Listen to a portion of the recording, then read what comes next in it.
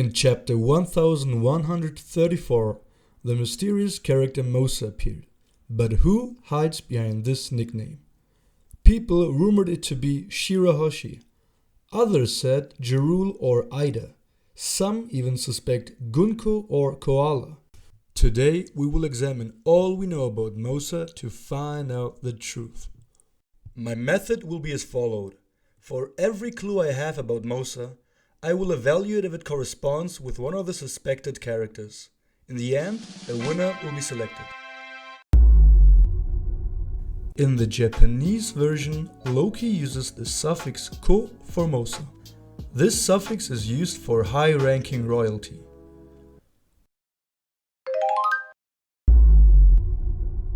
Mosa also reveals to us that she had a traumatic experience. She goes so far to say that even the thought makes her tremble uncontrollably. Loki's reaction to the culprits seemed to be emotionally charged, leading me to think that he himself has strong negative emotions about them.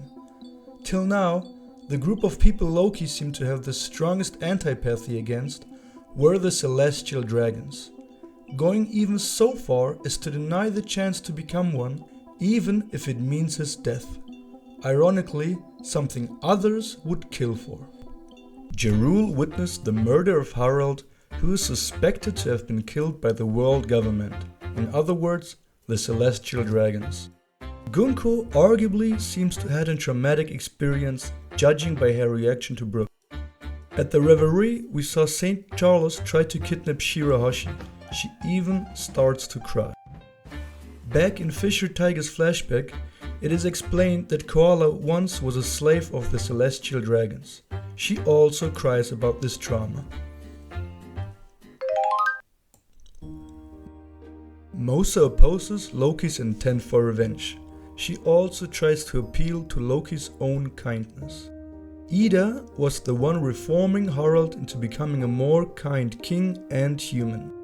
One big theme of Shirahoshi was the will of her mother Otohime, which is basically opposing the emotions of hate to break the cycle of revenge. As part of the revolutionary army, Koala also has a strong argument for being kind.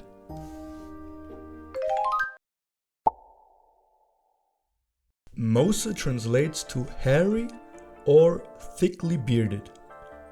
Obviously, Jarul has a good argument for this. When thinking about hairy, there is one character who comes to mind: Neptune.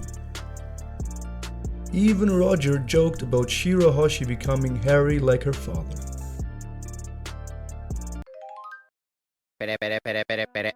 Normally, transponder snails imitate the facial features of the caller, but in Impel Down we learn that normal transponder snails don't work in very cold temperatures.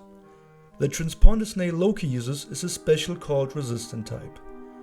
The beard of the snail is most likely attributed to the cold resistance. The only other characteristic of the snail are the long eyelashes, normally attributed to women.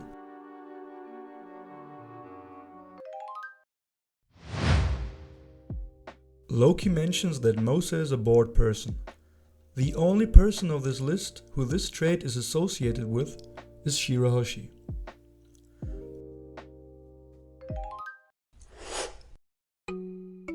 While Loki is screaming at the thought of him being nice, Mosa is irritated and begs him to stop shouting. Again, the only person of this list who this trait is associated with is Shirahoshi. She basically repeats the sentence word for word.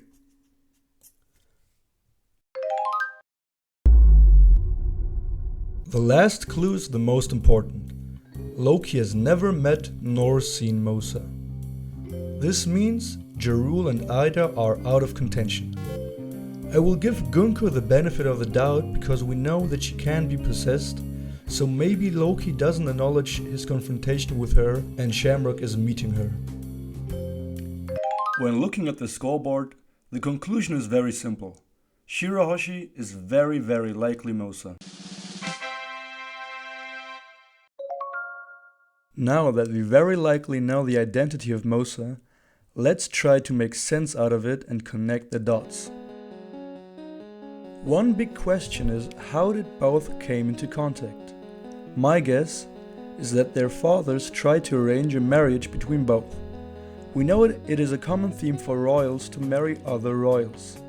Vanderdecken first mentioned that Neptune may marry his daughter off for political reasons.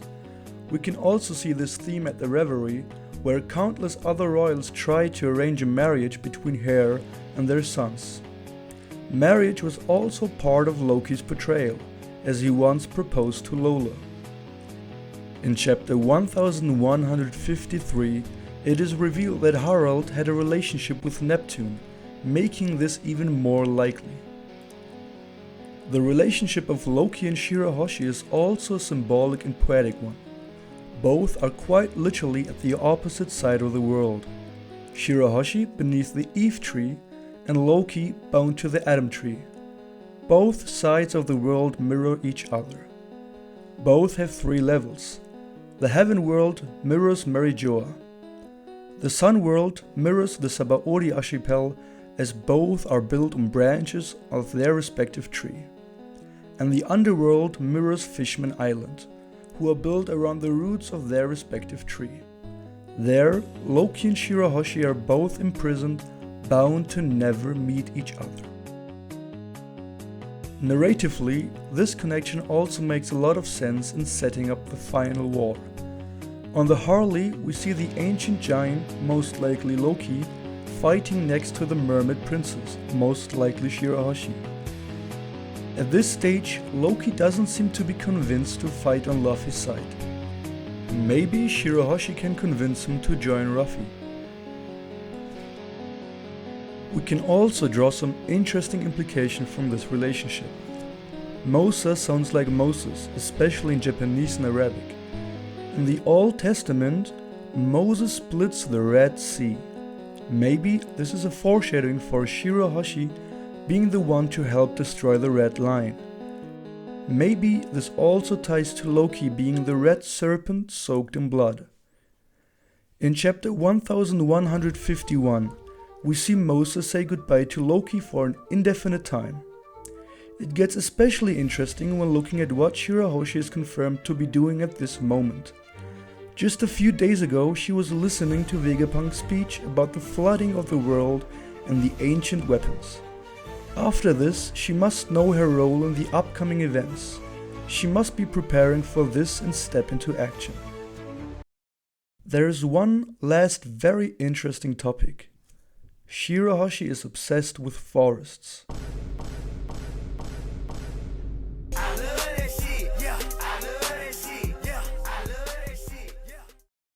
We also know that Loki lives in a forest.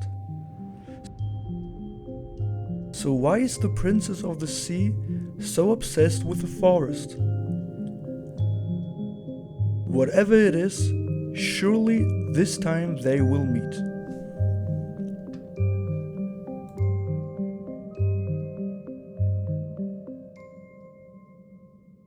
If you want to know the answer about this mystery, be sure to subscribe, as my next theory about the four gods will unsolve everything.